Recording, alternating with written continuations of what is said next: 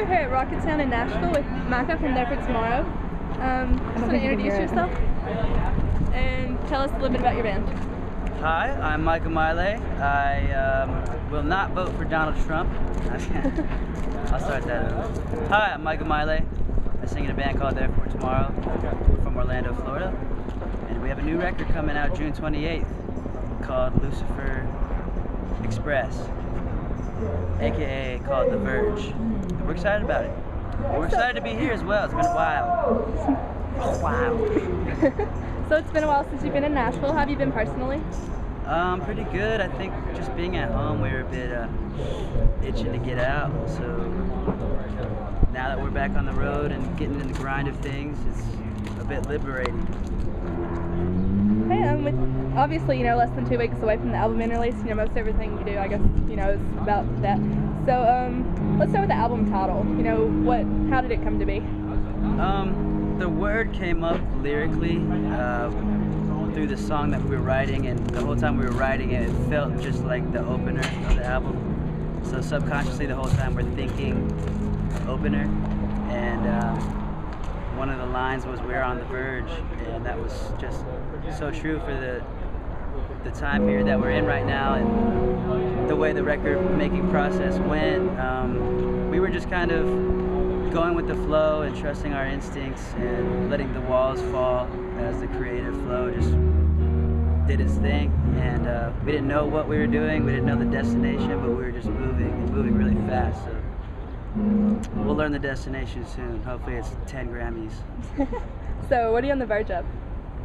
10 Grammys. 10 Grammys. No, we're trying. We basically just want to help empower people. I know there's a lot of people that, I think we've all experienced it at times, just feel a bit lost and don't have too much of a placement in this world. So we like to create music that gives us empowerment and gives us individualism, and we hope people can latch onto that and see it as that as well. Kind of like an inspirational thing, sort of?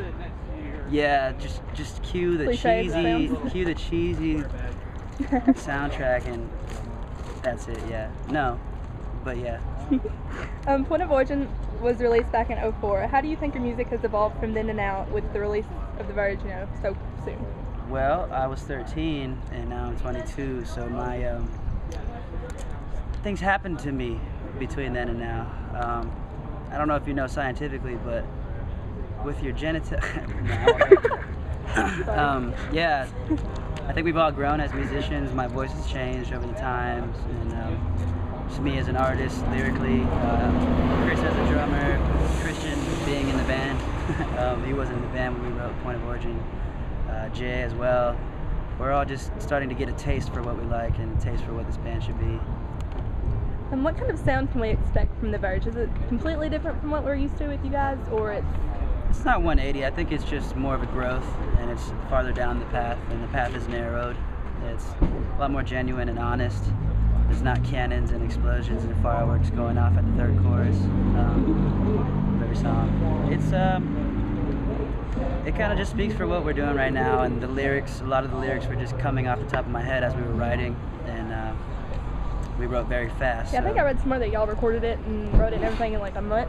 Yeah, in a month. We wrote it in a week, but we recorded it in the rest of that month, so that's what I talk about with letting go, just having to embrace everything, and everything includes imperfections and bad stuff, good stuff, but it goes to be characterized for what the sound is.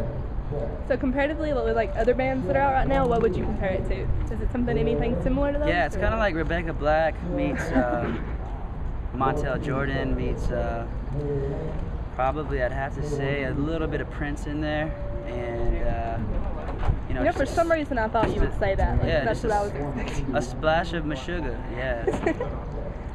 No, I don't know. I don't really know comparatively. We don't really think about that all too often. Yeah, that's a good thing. We like a bunch of different types of artists, but we don't take one direct inspiration at all. If your new album was a person, what would he or she look like? She'd be wearing red, and it would definitely be a young, independent woman, graceful, but still yet edgy, and she would probably run for president. But not Hillary Clinton. She's not Hillary Clinton. Yeah, she's actually like hot though. Before recording and working on the new album, more recently you guys toured constantly all of last year. How did it feel to finally have some time off, and what did you do?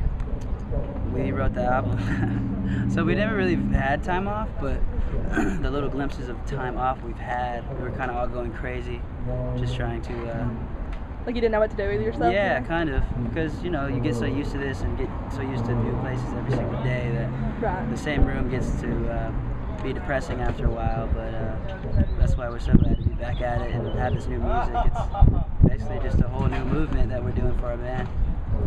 So since you've been doing so much of both lately, which do you like more, being on tour or in the studio? I feel the best in the studio, but there's a certain release I get from being on stage, so there's a kind of a perfect balance between it. At home we're always making music and recording anyways, because I have a little project studio in my garage, but yeah, I'd have to say you can't really trade anything for being on stage and being the one with the mic. You've kind of been sitting on this album for a little bit now, so which do you think is more excited for it? You guys to release it or like the fans to hear it? I think the fans are a lot more excited. Coming out of Florida, being in the band has taken you all around the world, everywhere from like coast to coast in the United States to more recently when you played Soundwave in Australia. Has anything surprised you about tour life and constantly being away from home? Not too much. I think we kind of just dove in head first with doing that as soon as we got out of high school, so Didn't really have a time to... Yeah, all we really known since that is just moving and going and trying to hone in on your skills and learn about things in the music industry, which often change on a daily basis. So do you feel like kind of you were deprived growing up on the road, or do you think it was better? No. You know, you can sit there and go to school or college or get any sort of education for so long before you have to go out and start to learn from experiences, but you know, we kind of just went and learned only from experiences, and I think it's helped us more than anything. So no regrets? None. You guys will be on Every Day to Warped this year.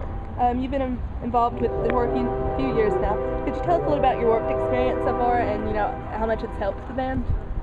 Yeah, Warped Tour kind of has been a big crutch for us in the summertime a lot. Hey Train, I hear you. You call my name. Do your thing. No, you better play the show and first. go away. Yeah, get on it. But let me get my thing. 15 minutes of spotlight. Are you gonna go again? Because if you're not, let me talk to all my friends. What were you saying? Warped Tour. Yeah. Oh yeah, it's fun. It's a good time. It's kind of like the punk rock circus, punk rock high school. So 20 years from now, what do you want people to be saying about There for Tomorrow? that they are a legendary band. I mean, I think every band or artist we ever look up to is classic and timeless. So we envision ourselves being that. Yeah. Yeah. Gonna keep playing forever. Yeah, we have lofty goals, and you know, to be realistic nowadays, sometimes you have to be cynical, but we can't do that. Right. We gotta stay inspired. Well, thank you very much. Awesome, thank you guys.